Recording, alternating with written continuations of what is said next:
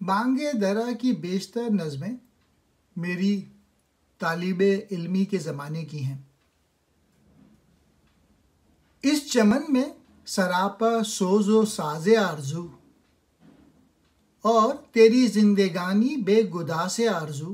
میری صورت تو بھی ایک برگ ریاض طور ہے، میں چمن سے دور ہوں تو بھی چمن سے دور ہے۔ پہلے شعر کے پہلے مصرعے میں سوز ساز آرزو کا ذکر ہے، جو علامہ اقبال کا خاص پیام ہے۔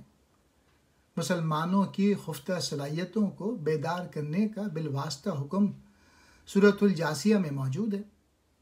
اور مسخر کر دیے تمہارے لیے جو کچھ آسمانوں میں ہے اور زمین میں ہے، سب کا سب اس کی طرف سے، بے شک اس میں نشانیاں ہیں ان لوگوں کے لیے جو فکر کرتے ہیں۔ بس شیطان نے جنت سے انہیں لغزش دی اور جہاں رہتے تھے وہاں سے ان کو خارج کرا دیا، اور ہم نے فرمایا نیچے اترو، آپس میں ایک تمہارا دوسرے کا دشمن ہے اور تمہیں ایک وقت تک زمین میں ٹھہرنا اور برتنا ہے۔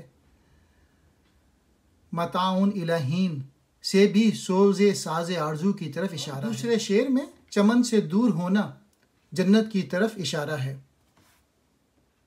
یہ پریشانی میری سامان جمعیت نہ ہو، یہ جگر سوزی چراغ خانہ حکمت نہ ہو۔ علامہ اقبال نے سکوت و جمود کے برخلاف عمل، ولولہ، سخت کوشی اور مشکل پسندی کی تعلیم دی ہے، اور پریشانی اور جگر کاوی کو ہر وقت لبیک کہا ہے۔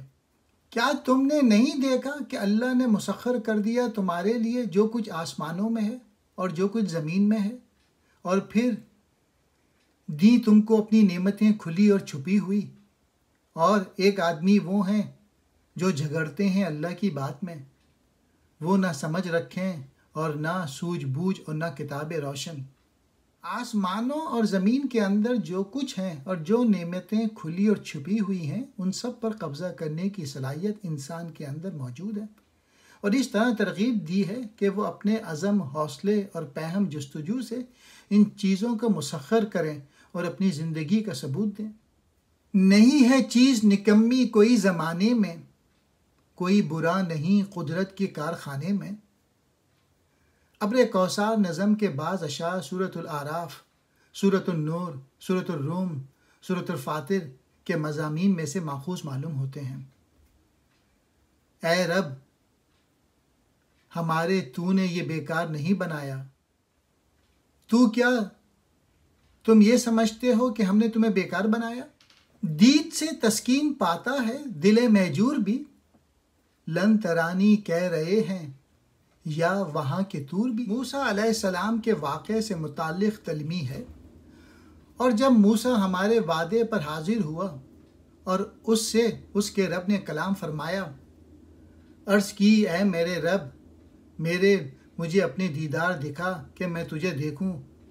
فرمایا تو مجھے ہرگز نہ دیکھ سکے گا، ہاں اس طور پہاڑ کی طرف دیکھ، یہ اگر اپنی جگہ پر ٹھہرا رہا تو عنقریب تو مجھے دیکھ لے گا۔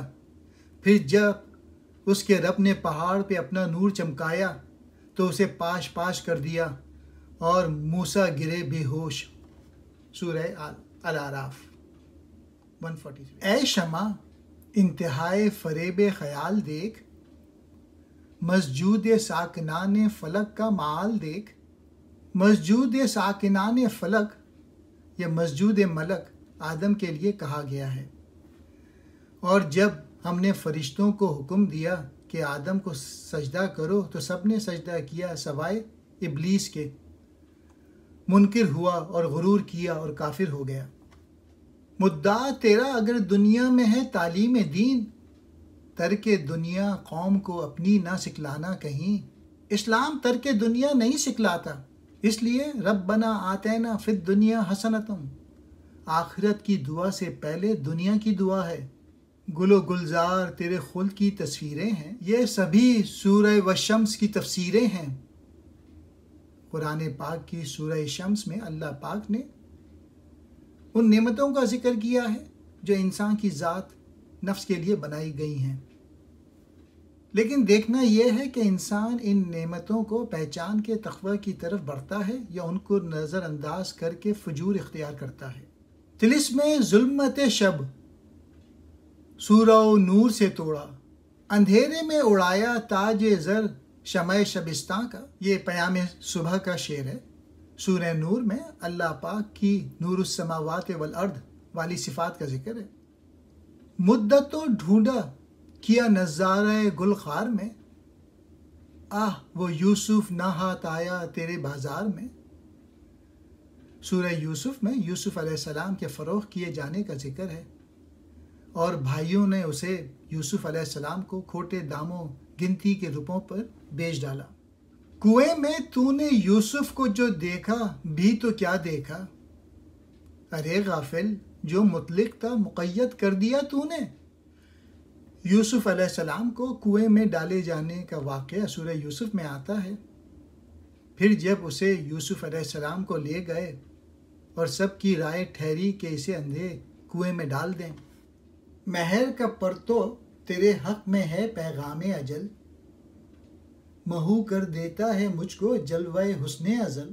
سورۃ الاعراف میں موسیٰ علیہ السلام کے واقعے میں ہے، جب اس کے رب نے پہاڑ پہ اپنا نور چمکایا، اسے پاش پاش کر دیا اور موسیٰ گرے بھی۔ لگی نہ میری طبیعت ریاض جنت میں، پیا شعور کا جب جام آتشی میں نے۔ یہ شعر نظم سرگش آدم سے لیا گیا ہے۔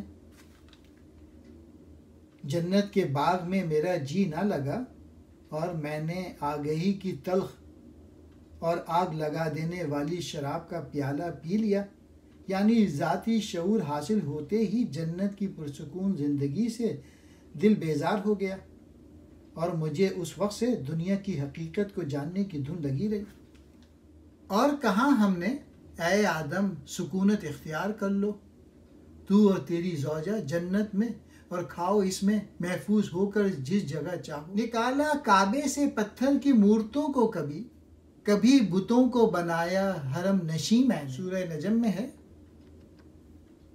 بھلا تم دیکھو تو لات اور عزا کو اور منات تیسرے پچھلے کو، جن کو کعبے میں بت بنا کر رکھا تھا۔ کبھی میں ذوق تکلم میں طور پر پہنچا، چھپایا نور ازل زیر آستین میں نے۔ اور باتیں کی اللہ نے موسیٰ سے بول کے۔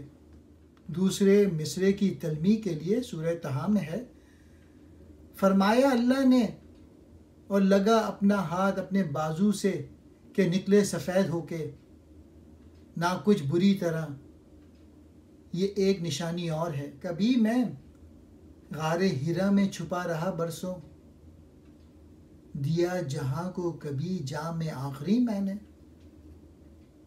غار ہرا جہاں پہلی وحی اقرا بسم ربک الذی خلق نازل ہوئی تھی، اور جام آخری سے مراد دین کی تکمیل ہے جو خاتم النبیین صلی اللہ علیہ وآلہ وسلم کے ہاتھوں ہوئی، جیسا کہ سورہ مائدہ میں ارشاد ہوا ہے، آج میں پورے دے چکا تم کو دین تمہارا اور پوری کی تم پر میں نے اپنی نعمت۔